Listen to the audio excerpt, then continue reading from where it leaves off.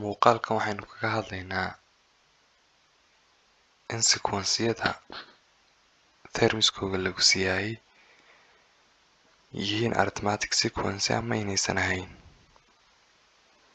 Example 2.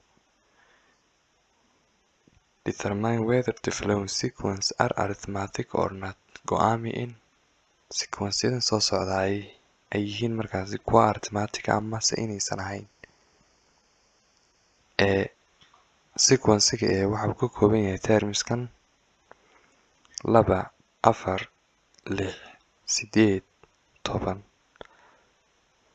Sequence-ga B 5, 8, 11, 14. Sequence-ga B waxa uu ka kooban yahay 5, 8, 11 iyo 14.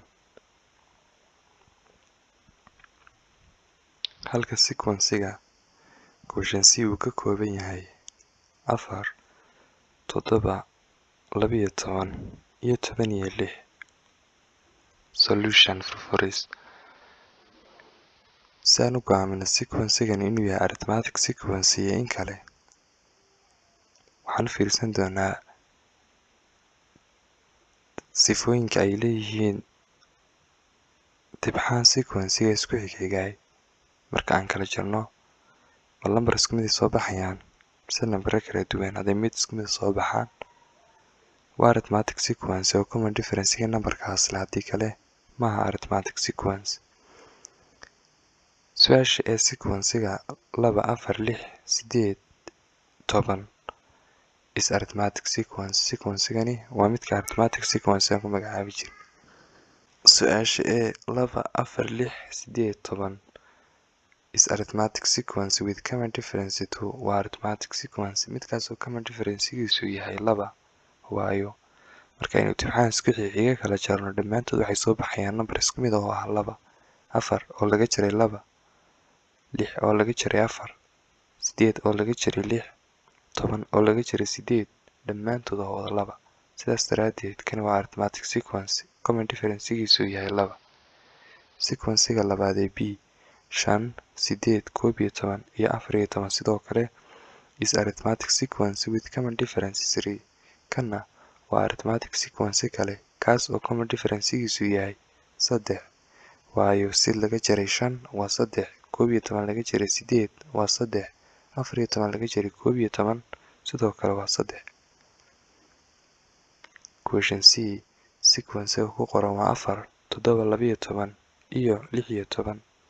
Sequence-gani is not arithmetic sequence because it has no common difference.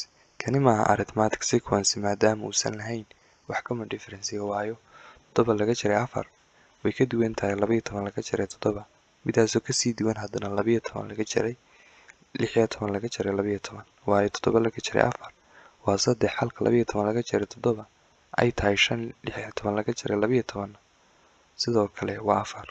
midna mid la mid maaha. saas darteed sequence-gani is not arithmetic sequence maaha arithmetic sequence.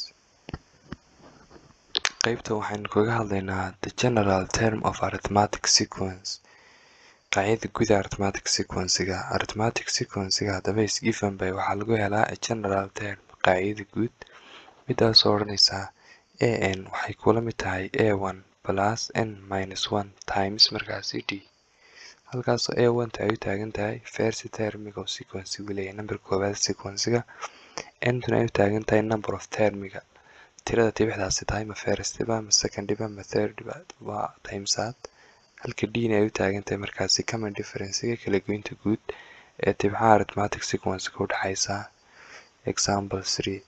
List the first 5 terms of arithmetic sequence with first term 5 and common difference 2. waa inaad taxdaa markaasi 5 tibxood ee ugu horeeya arithmetic sequence kaasoo tibxiisa koowaad ay tahay 5 sidoo kale common difference-giisuna uu yahay 2. Solution.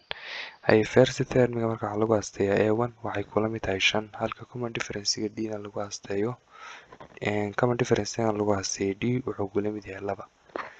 si aan u helno markaasi termska kale maqan ee kala ah second term, third term, fourth term iyo fifth term waxaan u baahnaa inaan isticmaalno qaacidii guud ee ahayd an waxay kula mid tahay a1 plus n minus 1 times d.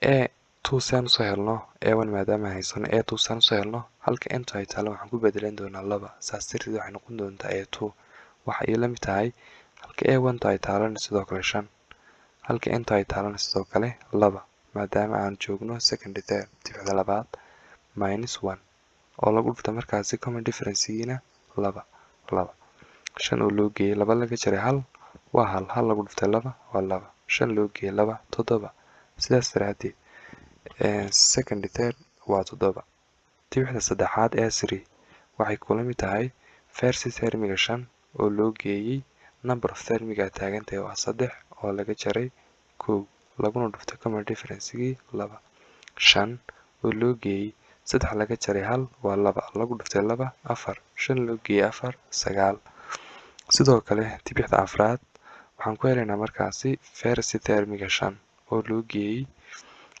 number of termiga aan joogno waa afraad oo laga jaray 1 laguna dhuftay markaasi common difference-gii oo ah 2 5 oo loo geeyay 4 laga jaray 1 3 lagu dhuftay 2 6 5 loo geeyay 6 11 fifth term waa dibicda shanaad waxay kula mid tahay first termiga oo ah 5 oo loo geeyay number of termiga joogto oo ah shanaad oo laga jaray 1 laguna dhuftay markaasi common difference-gii oo ah 2 5 oo loo geeyay 5 laga jaray 1 4 lagu dhuftay 2 8 5 loo geeyay 8 13 saas daraadeed shanta dibcood ee ugu horeeyay u kala horeeyaan waxay ka bilaabayaan first term waa 5 second term waa 2 waa 7 ta saddexaad waa a3 waa 11 midda saddexaad waa a3 waa 9 midda afraad waa a4 11 iyo midda shanaad a5 13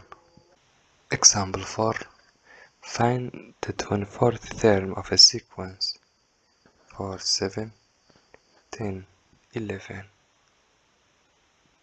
4 7 10 13 fine waan raadinaa markaasi oon helnaa 24th term dibicda 24aad of a sequence kaasi oo termskiisu ay kuwan soo socdaa 4 7 10 iyo 13 waxay noqon doontaa haddaba termiga 24aad sequence-gan haddaanu fiirsano haddaba first termigiisa waxay tahay a1 waa 4 sidoo kale sequence-gan common difference-giisu waa 7 laga jaray 4 3 10 laga jaray 7 3 13 laga jaray 10 3 sidaas daraadeed common difference-giisu wuxuu noqon doonaa 3 saas darteed waa arithmetic sequence maadaama uu arithmetic sequence yahay si aan u helno dibicda 24aad waxaan u baahannahay inaan isticmaalno qaacidadii arithmetic sequence-ga oo ahayd an waxay kula mid tahay a1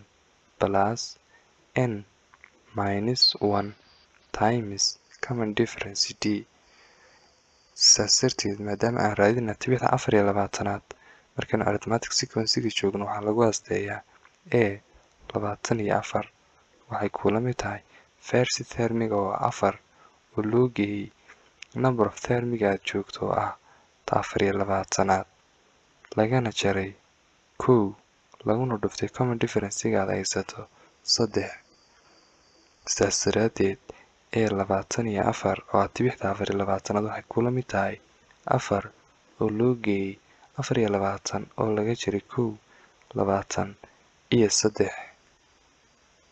laguna dhuftay common difference-ga 3 midaas oo la mid ah 4 oo loo geeyay 23 oo lagu dhuftay 3 60 iyo 9 4 oo loo geeyay 60 iyo 9